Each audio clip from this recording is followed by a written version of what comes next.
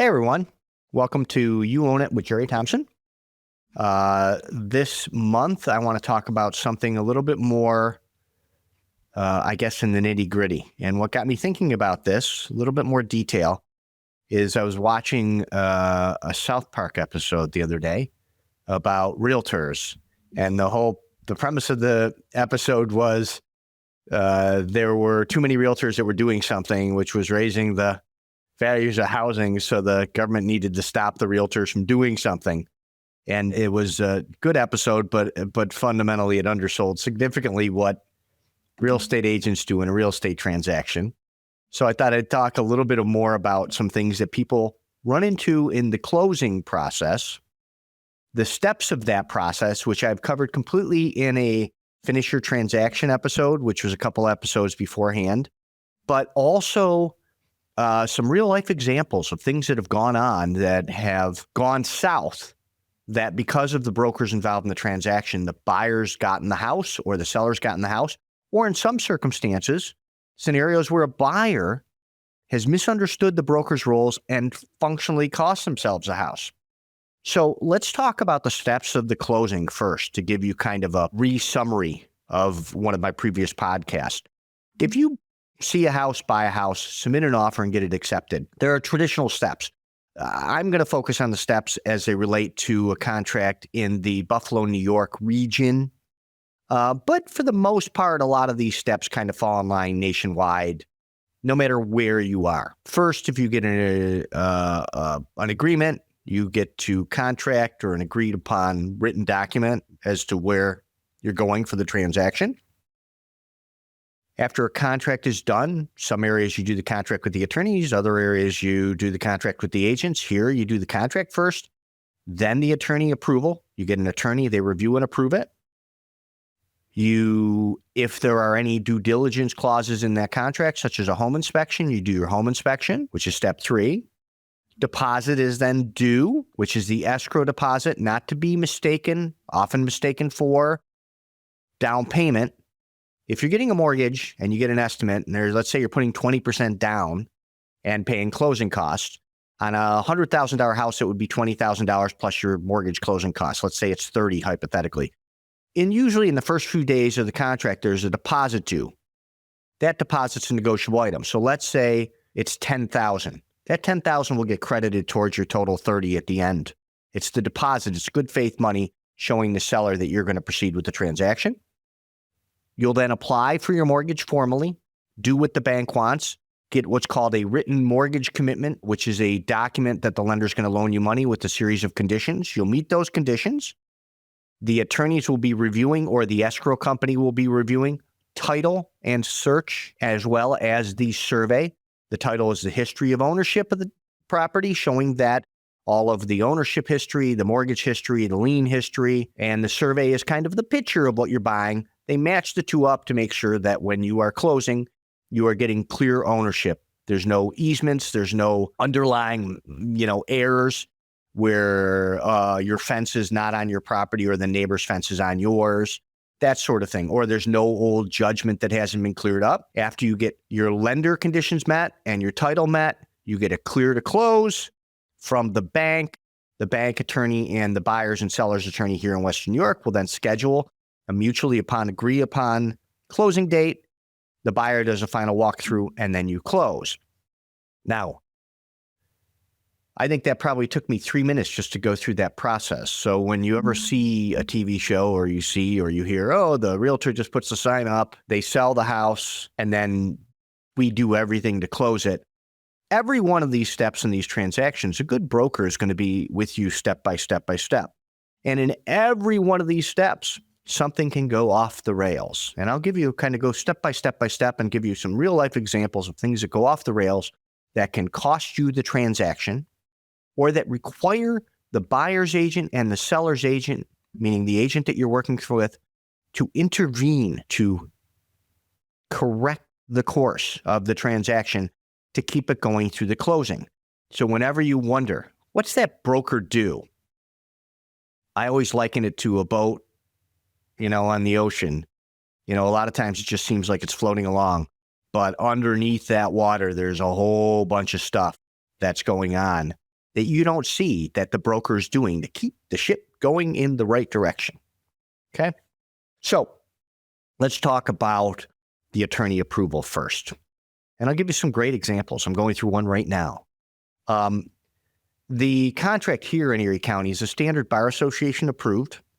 It was reviewed and approved by the New York State or the Erie County Bar Association with the Buffalo Board of Realtors form. And it has a 3-day approval or disapproval window for whoever the attorney may be in the transaction.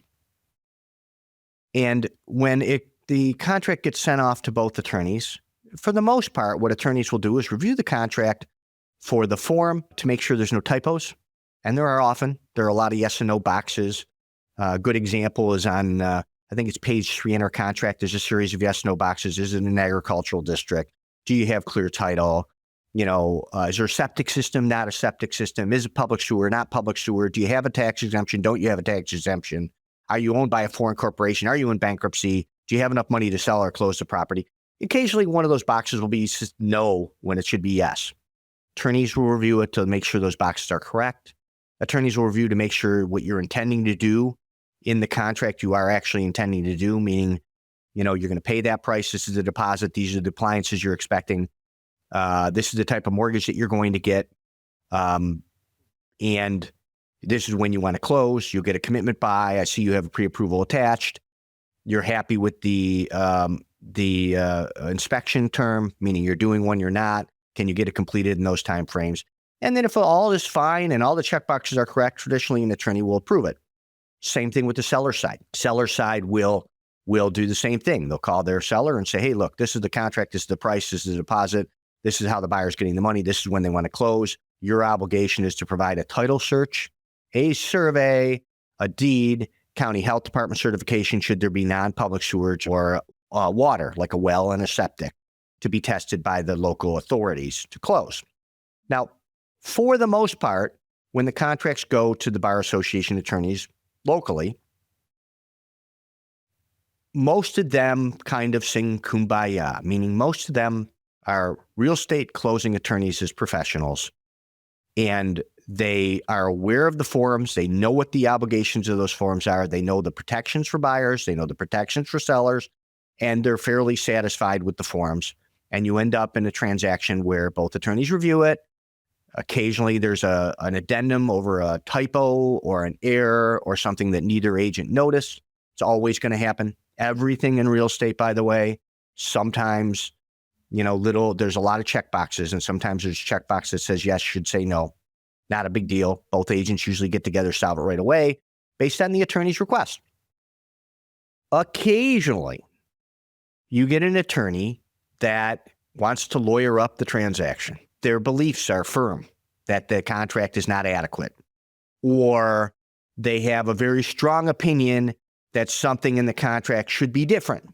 A great example would be septic systems here in Erie County. If you buy a house with a septic system, the systems can be put in that house from 1920 all the way up to 2022. In many circumstances, if you have a 3-bedroom house, a seller may not know what the size or the age or what kind of septic system they have in the ground because it's underground. And so oftentimes a seller might say, hey, our contracts ask for them to represent. Is it a 3-bedroom septic? Is it a 4-bedroom septic? Is it a 2-bedroom septic? If the seller doesn't have any records, and oftentimes our county doesn't have any records, they often say unknown, don't know. We're going to provide you certification the septic works, but we don't know what it is right now. And occasionally we'll have, and this is just a specific example, an attorney that will insist the seller makes a representation about something that is under the ground and the seller cannot. And it turns into this. There's no answer. There's no yes or no. A seller can't represent what they don't know, no matter what the attorney thinks they should represent. They don't know. They can't represent it. And so that can create an inherent conflict in the transaction initially, where buyer's attorney says, well, you're buying a 3-bedroom house. You should have a 3-bedroom septic. And the seller's attorney saying, we don't have a certification. They bought it 25 years ago. The county has no record of what's in the ground.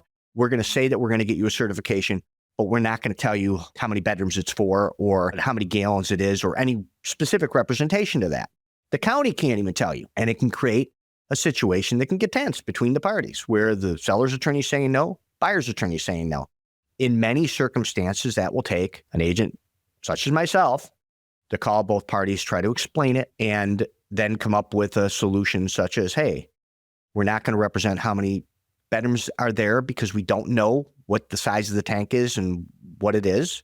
But if it fails, you'll get a system that will be adequate if the system needs to be replaced.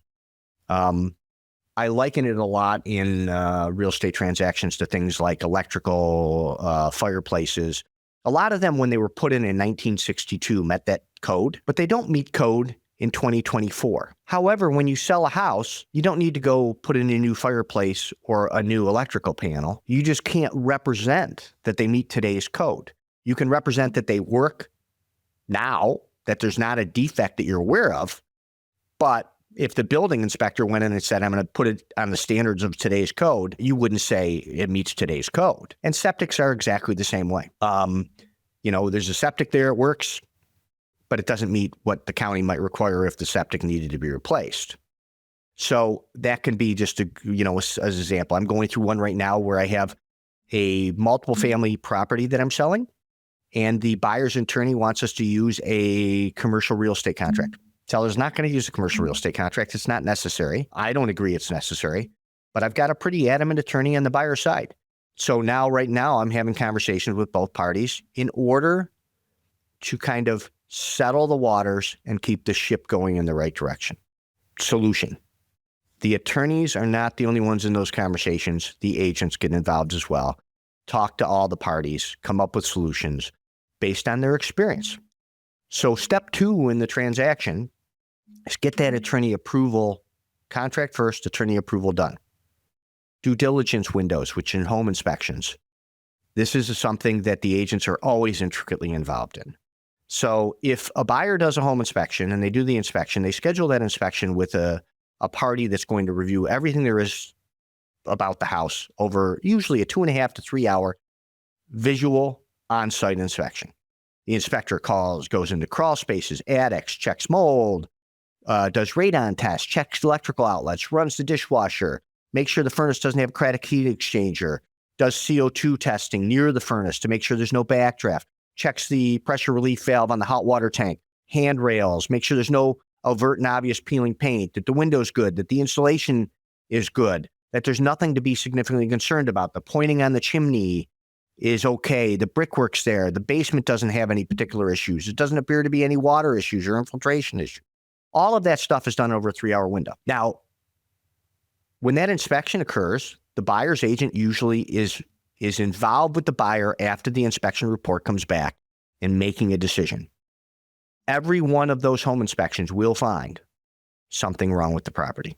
And if you remember when I talked way back in Negotiation 101, I talked about putting into context the purchase price versus what you're getting in every decision that you make. And with a home inspection, nothing could be more accurate. When you are buying a house with an inspection, after the end of the inspection, your focus should be on, am I happy with what I'm getting for the price now that I know all of the warts and the things that I need to address? Or do I feel like the seller needs to address something in that report in order for me to proceed? And often what will happen is a seller will get objections from the buyer's agent and their agent. Buyer's agent will say, we have a problem with the inspection. The buyer is perfectly satisfied buying the house with all of these flaws, except for this one. There's mold. Very common one. And then the seller's agent will have to educate the seller on mold, help them with mold remediators to get an idea what that cost would be, which is usually much more reasonable than people believe it's going to be. Or it fails radon. How much is radon? What does that mean to me? And the two agents, again, after the initial negotiation, have now solved attorney approval problems, solved a home inspection problem, and negotiated that out, put it together in a what's called a property inspection notice rider, where both parties have come to an agreement, again, with either one party or the other completing repairs, or there are no repairs, or the buyer getting an economic concession in exchange for those repairs, that's all a negotiable item. That is another entire tier that can take hours of the agent's time helping you to, again, course correct, stay on course, no matter how bumpy the ocean is. The deposit sounds silly, but after you need to make a deposit of $10,000, when is it due, where is it due, and how is it going to get there? Very often, your real estate agent will make arrangements through a service that they have, Earnest and Deposit Link are two, for example, where their brokerage will send you an email request where you can link it to your bank account and a minimum fee of $12 or $15. You can not wire the money, but you can ACH, I think, electronically transfer your funds from your account into the brokerage account for the escrow. Or they will tell you to mail a check and take a picture of that check so everybody knows it's coming in U.S. mail. Or they will pick it up and hand deliver it to the escrow company or the seller's brokerage so that the check transports safely. One piece of advice I can give you on deposits, at least in Erie County, Buffalo, New York, do not go and get a money order with cash that is undocumentable or cashier's check, certified check, and then just drop it in the mail without tracking. We've had situations where people have done certified money and the check was just put in an envelope and the U.S. Postal Service, it vanished. Had one of these 2 years ago, vanished. And there's, at that time, you have to wait. It was a significant time. I think it was like 60 days the buyer had to wait for not to be determined to be fraudulently stolen. And then it didn't get taken out. Then it got replaced in their account. But there was a window. I think it was 30 or 60 days, which created a big headache in the transaction. So anything that cannot be canceled and reissued, I always say track it. The deposit can be an issue if, as a buyer, you're not initially clear. Let's say, for example, you're buying a house cash, but you're using money that's in a 401k or an IRA or a managed portfolio of some sort. And you say, well, here's my cash. I have the money, and I'll put a $20,000 deposit down. You get the contract. A little bumpy attorney approval happens. Home inspection due diligence get created, get done and signed off. Your deposit's now due. You make a request from that retirement fund, and they won't issue the money you won't expect to get the money for 3 weeks. Again, a problem that comes up, be careful. Make sure that, because the deposit may be due within 48 hours after the due diligence, and if it's due, it is due. It doesn't mean you can wait 4 weeks. So if you think you might have to wait a period of time, make sure the agents know so they can do an addendum properly pacing the time for the deposit. Now, the next part of the podcast, I want to talk about the most significant issues that agents often have to get involved in a real estate transaction. And my best advice to you as a buyer or as a seller is, when you hire an agent, hire somebody that I always say, somebody you know, like, and trust. Somebody that you're confident, they have experience, they know what they're talking about, you have a good relationship with them. Because when you are buying a house, the next step is financing, is applying and successfully getting a written mortgage. You've been pre-approved before you bought the house. And I talked about that way back. Step number one in any move, selling or buying, is your financial decisions. Getting yourself, when you're buying, pre-approved in a position where the lender has already reviewed you and says you're capable of buying a house. Now we need to just verify everything. Pre-approval gives you a pre-approval, but not the final approval. The final approval requires additional verifications of income, tri-merge credit, additional information, especially this time it's March something here, March 11th or something here. And it's tax time. So a lot of people will get pre-approved and haven't submitted 2024's taxes yet, but that pre-approval will require 2024's taxes to be submitted prior to the closing. And if those change drastically from 2023, you could end up with an issue. So those are, when you apply for your financing, rule number one is share with the agent and the mortgage company things that you're worried about. Start it with the pre-approval. Be honest all the way. There's no hiding your way into a mortgage. If you think there might be an issue, like you're self-employed, your income in 2023 was great, but in 2024 it went down, you just haven't filed the tax return yet, tell your lender up front when you get the pre-approval, because you can't kind of hide your way through it in the closing because they're going to verify everything. Don't put cash. Cash is a big problem. Do not come up with cash out of a safe or a piggy bank or underneath the floorboards in your truck or from a family member or a friend that's doing a private loan to you without disclosing it to the lender. They'll look at your mortgage application and not qualify that cash. You need to have anything going into your account, going to and from your accounts that's verifiable. Anything that's going towards that down payment of the house needs to be verifiable funds. Where did it come from? How did it get there? Now, rule number 1, share and communicate openly with your agent and your mortgage broker during the process. And I'm going to give you a perfect example of this and how it costs to buy a house. So I'll give you 2 quick examples. 1, the buyer got the house. 2, the buyer did not. So I had a sale that I was a listing broker, that about 3 weeks into the transaction, while the buyer was going through the financing process, the bank appraisal had not been done.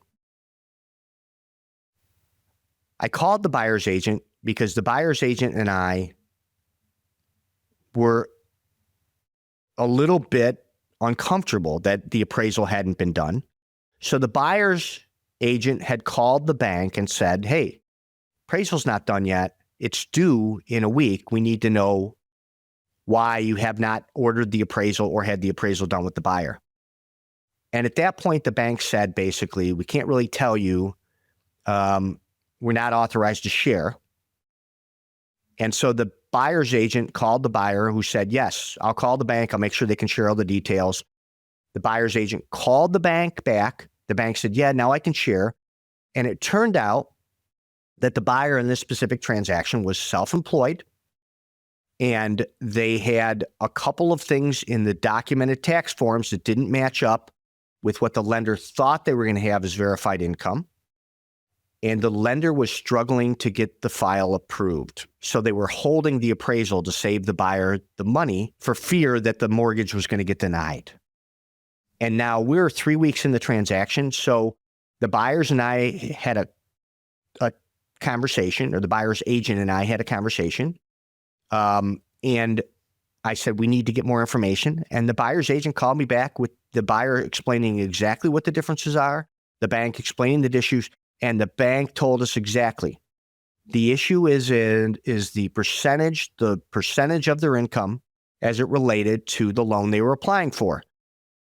The loan was going to be too great a percentage of their income by just a couple percentage, and the lender didn't think they could get it approved for those terms, and they did not have a loan for the buyer that would work. They were still working on it, but it didn't look good. When we got that information, the buyer's agent called me. Him and I chatted about the percentages, and I said, what about FHA? Now, there's a difference in mortgages. In this circumstance, the buyer applied for a conventional mortgage. An FHA mortgage allows for a little bit more flexibility in ratios for buyers. The buyer will qualify for a higher percentage of their income to go towards their mortgage. And because the buyer's agent was super cooperative and the buyer was super willing to share, all 3 of us kind of had a conversation. The buyer's agent said, you know something? I have just the lender that can get us a quick answer on this. And took the buyer to a lender that offered FHA mortgages and said, we're in a bind. We need a mortgage within a week. Can you guys look at this file, and can you make this file that's stuck at lender A happen with lender B changing the mortgage to FHA? And within 2 days, we had an FHA mortgage pre-approval. I called the seller. We went through the pros and cons of changing the mortgage file from a conventional to an FHA. The seller was more than happy to do it. We changed the file to an FHA mortgage, and we were off and running again. An appraisal was done within a week. The lender committed within 2 weeks. So we were about a week behind his date on the contract. But because the buyer was communicative, because the buyer shared, because we were collaborative in the process, when there was a problem, the two agents involved, the buyer's agent and I, who had close to 50 years experience between the two of us, managed to put our heads together, come up with a solution, take the buyer to a lender that was more responsive than the original one. The original one screwed up the file from the beginning and was scared or ducking us and not giving us clear answers until we forced him to do that. Took a corrective action, changed the mortgage amount, and proceeded on to a successful and happy closing for the buyer and the seller. So as a buyer, when you are buying a house, share. And I'll tell you why. Another perfect example. About the same time as that collaborative one that we had a problem, we got it solved, I had another house that I had listed that sold. And I had another drag on the appraisal. A drag on the appraisal, if you're a seller and you've sold a house, or if you're a buyer and you're buying a house, if you sold the house and your commitment is due in a week and the appraisal's not been done, it's either, it could be a red flag. And if you're a buyer, if your lender takes your application and says to you, let's save the $500 on the appraisal, we'll order it after you're approved, that's a red flag. Are they worried they're not going to be able to finish what they started with you? Because the appraisal is a key component to getting that mortgage when an appraisal is needed. So I had another file with that red flag. Appraisal's delayed. There's a problem. I reached out to the buyer's agent. Why is this appraisal delayed? I was told first it was ordered. 2 weeks later, I said the commitment's due in a week. Appraisal's still not done. You told me it was ordered 2 weeks ago.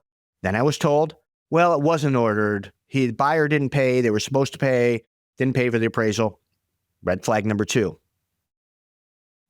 I called the buyer's agent, same way I did on the prior transaction that successfully closed. And I said, I need to know, what's the problem with the file?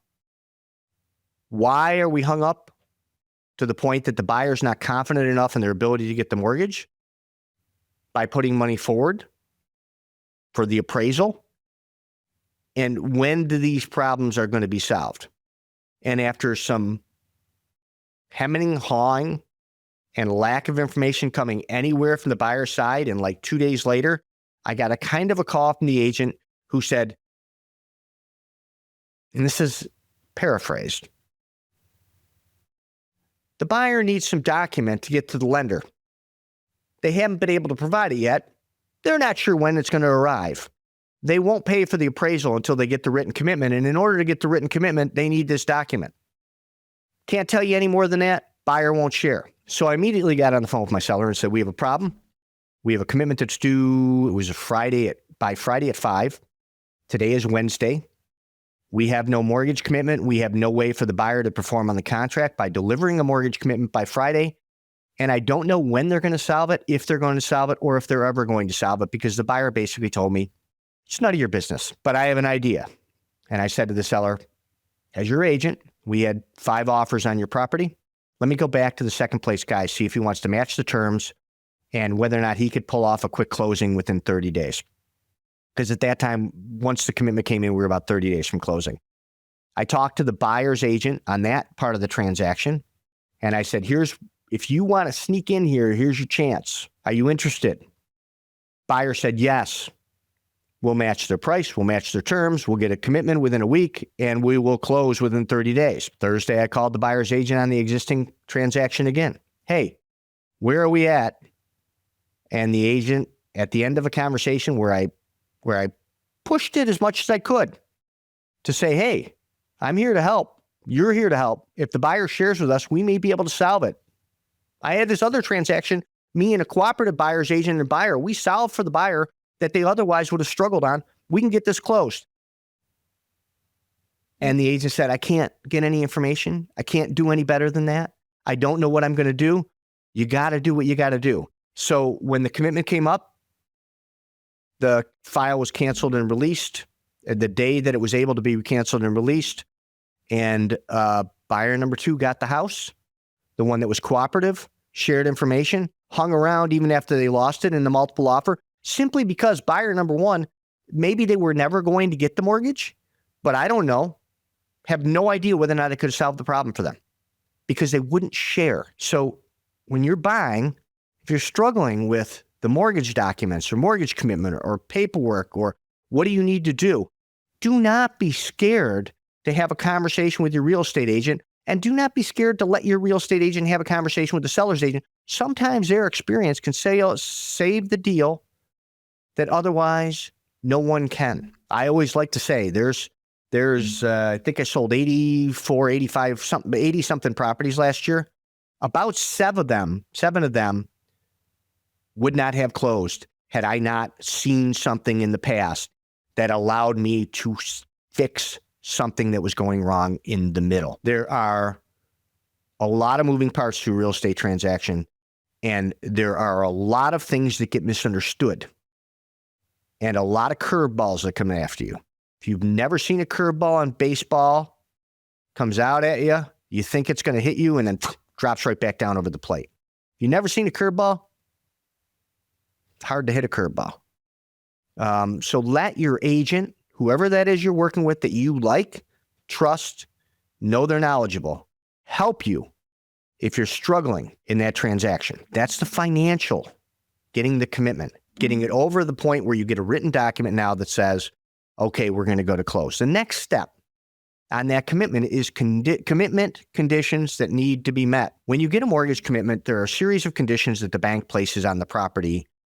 Get a homeowner's insurance binder, document this pay stub from the company 2 weeks before closing, verify you're still employed 5 to 6 days before closing, calling your human resources department. And it may sound funny, but in these conditions, occasionally there's an underwriter somewhere that is asking for something that, I don't want to say makes no sense, but can complicate getting a clear to closing. Again, share with your agent because oftentimes they'll have seen it. The mortgage commitment conditions, a common one we run into today is my homeowner's insurance company won't issue the binder unless they have some detail about the house. I'm constantly in the middle of the transaction getting a text from a buyer's agent saying, hey, do you know how old the furnace is? My buyer knows generally, but they don't know the exact date, and either running to a house if it's empty or having the seller run to the house and get us the best they can get so the buyer can get their insurance binder in place, which is a condition of the mortgage commitment. Occasionally we run into scenarios where bank needs to verify income and you're working at a small business and need a little intervention, a little kick to get that human resources person to call or advice on how to do so. We run into stuff and conditions all the time that sometimes many of the conditions that really require agent intervention are appraisal repairs. Oftentimes a bank appraiser will do an appraisal and they'll ask for additional repairs. I had one last week where we got a written mortgage condition commitment and the appraiser asked for some peeling paint to be taken care of on the outside of the house, a pressure relief valve to be placed in the water tank, a couple of handrails to be placed in the house, and some painting to be completed on the inside of the house on a previous repair. There was a chimney flashing that had leaked, and the bedroom ceiling had some staining. The drywall needed to be cut out and flashed. And in this circumstance, the seller of the home was indisposed, was not capable of getting a contractor, making a phone call. The house was not occupied. So in that circumstance, I had about $600 in repairs. I have somebody that I work with frequently who was a handyman that I met him at the house, let him in the house, gave him the list of repairs, had him do the repairs, and took care of the handyman and got reimbursed from the seller. All of it was taken care of 2 days after the bank made it a condition because the buyer's agent called me and said, we got these conditions. Who wants to solve it? I called my seller who could not get to the house, was nowhere near the area. And he said, oh my gosh, Jerry, if you take care of it, you just tell me what the bill is. We'll take care of it.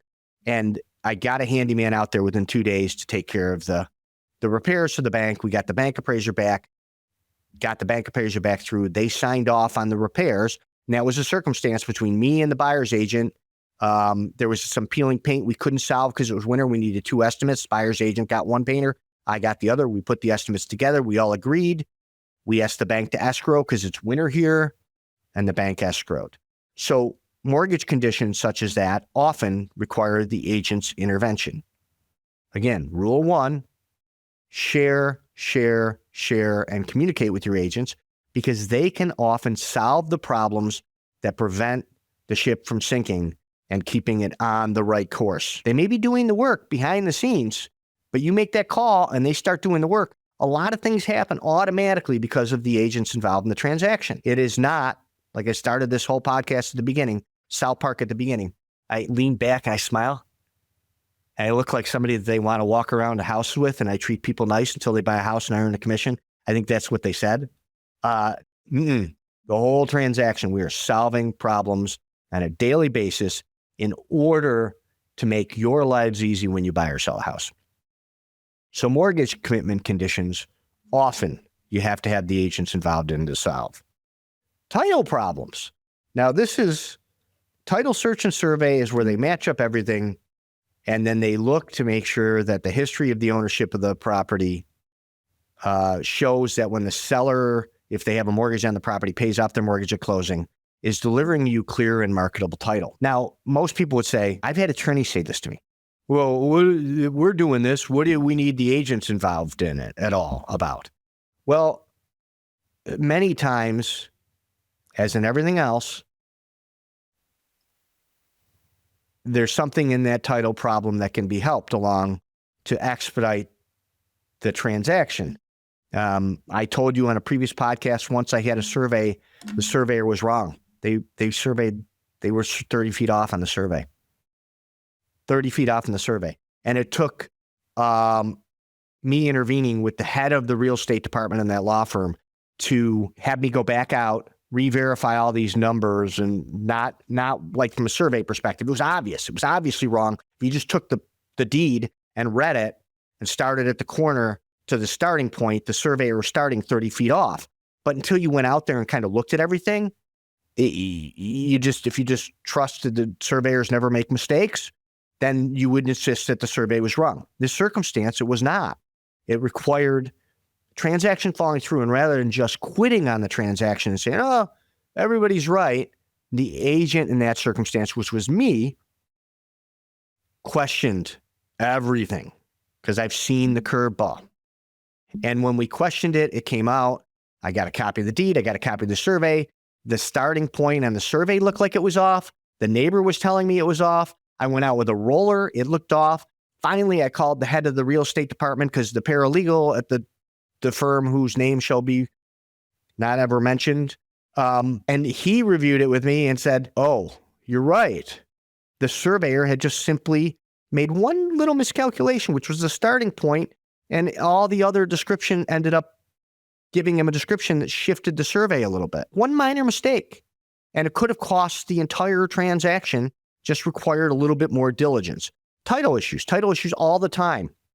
Agents are having to intervene in, mostly as the legwork. And I've got one right now where there's a deed restriction from 1950 or something, and I recognize the family name, and we're trying to find grandchildren of this person that placed the deed restriction to sign off on the deed restriction. And we found 5 out of 7 so far. We need to find 2 more. The attorney's doing great work on that, and they're way ahead of it. But I got a couple names from the attorney today, and I'm calling a couple people I know in the area that may know them to see if I can track them down to help. It's a collaborative effort. It is not buyer versus seller on their own. It is buyer with their agent, collaborating with the seller's agent and the seller, as well as the attorneys on both part of the transaction and the bank, to put the whole thing together. And every problem that occurs should be looked at as something that any one of those parties, representing you or not, can collaborate on to help you solve the problem. So much brain power in the real estate transaction, and there's so many different ways to look at the solution that by violating my rule number 1, not sharing, you put yourself in a position where you might not get something done because you're only looking at the problem one way. Get somebody who's seen the curve, and maybe one hasn't. Maybe one knows how to hit the knuckleball and the other guy doesn't. I learned something new every day in real estate, and I've done this 34 years. So in the closing process, when problems come up, be available to collaborate with your agent. I don't mean share things that are to your detriment unless you're struggling with the mortgage and you want somebody to take a look at, talk to the lender in detail about the percentages. We don't need to know about, your health and personal. We need to know about stuff as it relates to the real estate transaction and how we can help. Most of the time related to attorneys objecting to this issue. They don't like something in the contract. All right. Oftentimes, they can just send a disapproval, which could cost you the property. Rather than saying to you, this is what I don't like about it, you call, say, this is what my attorney doesn't like. And then I can call the attorney and say, what solution can we come up with that will be satisfactory to both parties here? There's nothing wrong with those conversations. Those are all good for everybody. So after title and survey get done, another big survey issue that people run into and they panic all the time. First house I ever bought, my house was surveyed and my siding in the back of the garage went out, bumped off the back of the garage, and was over the edge of the back lot line. The neighbor's not going to require you to remove the but it required the neighbor to sign an affidavit. They understand that the siding is on the lot line and they're okay with it. Happens all the time with fences. Somebody misplaces a fence. You have a fence on your property and you're 2 feet onto the neighbor's land by mistake. And all of a sudden, we need the neighbor to sign an affidavit stating that they understand it's 2 feet. They're not going to require you to move the fence, but you agree that when you move the fence, you move it back onto your lot line and you're not claiming adverse possession of that land. These are solutions that the agents, often the attorney will call and say, do you know the neighbor? Attorneys handle a lot of it in some circumstances. And I love them for it because it's a headache. But occasionally I have an attorney call and say, can you run over to the neighbor and knock on the door and try to explain it to them and see if they're all right with it? And we do that sometimes. This is how real estate closes. Then you get the clear to close. Now, the clear to close is usually handled between the bank of the attorneys. Sometimes it will get stuck in an underwriter over some question that's not answered. Sometimes if the bank's not communicating well, you're waiting for the clear to close, and it's because you haven't signed a document you're supposed to sign. And I'll call the bank and I'll say, hey, where's our clear to close? And the bank rep will say, we sent an electronic signature for the financial disclosure documentation to be signed by the buyer. And they haven't signed it because somebody didn't communicate something. And the agent will then kick it along the path to help it close. Once you get clear to close, you schedule your final walkthrough. Final walkthrough, you bring your buyer's agent through. And then if you're hoping that the property is in broom clean condition, no extra crap leaving all over the property. And here's another circumstances agent often intervene where a buyer's agent will go through a final walkthrough. Seller will have already moved to Florida and the buyer will object to paint cans is one of my favorites. Happens all the time. Sellers will leave paint cans to try to match the walls. And then at the final walkthrough, a buyer will look at it and say, I don't want those paint cans. And I'll get a call Thursday night at 6:00. There's paint cans in the house. We're closing tomorrow at 11, and the seller is en route to Florida, or they're with their moving van in Utah. And I'll usually look at my wife and go, I got to go get paint cans. I'll hop in the car. I'll run over there, open my trunk, and I'll throw the 22 paint cans in my trunk, and I'll run them over to somewhere that takes the paint. It is not uncommon for a buyer's or seller's agent to intervene to help their client out to make sure something happens that was overlooked. Now, that doesn't mean you're going to get an agent that's going to go clean the house if it's not handled the right way. But in the final walkthrough with those issues, once again, things come up that nobody could be, aware of. Seller moves out early, buyer does a walkthrough, and we just recently had a horrific series of a lot of snow and a thaw, which created ice damming. You're walking through your final walkthrough and you see an ice dam leak in the ceiling. How do we solve that at the last minute? Seller's not available readily. The agents get involved. They get an estimate, call the seller. Seller maybe makes an insurance claim, or we get an estimate, give a credit to the buyer. There's all sorts of things that happen at the last minute that the agents, again, have to intervene to make it close. And then finally, the property closes. And the one thing is, after you've gone through all that, contract, attorney, inspection, due diligence, financing, conditions, title search and survey, clear to close, walk through, objection, closing, here in Erie County, you sign a bunch of paperwork and somebody looks at you in the room and says, congratulations, you have a house. There's no balloons, no champagne popping, no fireworks. It's keys, and you go there and you spend your first evening in the house. So hopefully that helps you understand. I guess if you're going to learn anything from this, it's hire a good agent and share. Do not, when an agent asks a question as it relates to your real estate transaction, like, why has the bank not ordered the appraisal? It looks like you're held up with the commitment. What is the problem? Can I talk to your lender about the problem? Share. It looks like there's a problem with title. Has your attorney explained it to you? Can I talk to your attorney about the problem? Share. Don't ever assume because one party can't come up with a solution. For example, the lender can't come up with a solution that the listing broker, selling broker, buyer's attorney, seller's attorney have not seen the problem before and have not hit it out of the park and solved it. Collaborate. This is not a seller versus buyer transaction. This is a collaborative transaction that gets a seller to the end where they get the money and they get to do what they want to do in moving out of the house. And the buyer gets the house that they're going to bring their families home to every single holiday, every special event. There'll be pictures of that home forever that you'll never forget. So thanks for listening to and watching You Own It. Hopefully this was helpful. And I'll see you next month. Thank you so much for tuning in to You Own It. Don't forget to take a look at the show notes for any resources mentioned during the show. And if you haven't already, be sure to subscribe on YouTube, follow us on your favorite podcast apps, and turn on your notifications so you have access to the latest and greatest. All of our social channels are clickable in the show notes as well. I'd also like to remind you to check out our website, c21jerry.com. There you'll find more info on me as well as my latest listings for all of Western New York. Thanks for tuning in. Remember, through any big decision, you own it.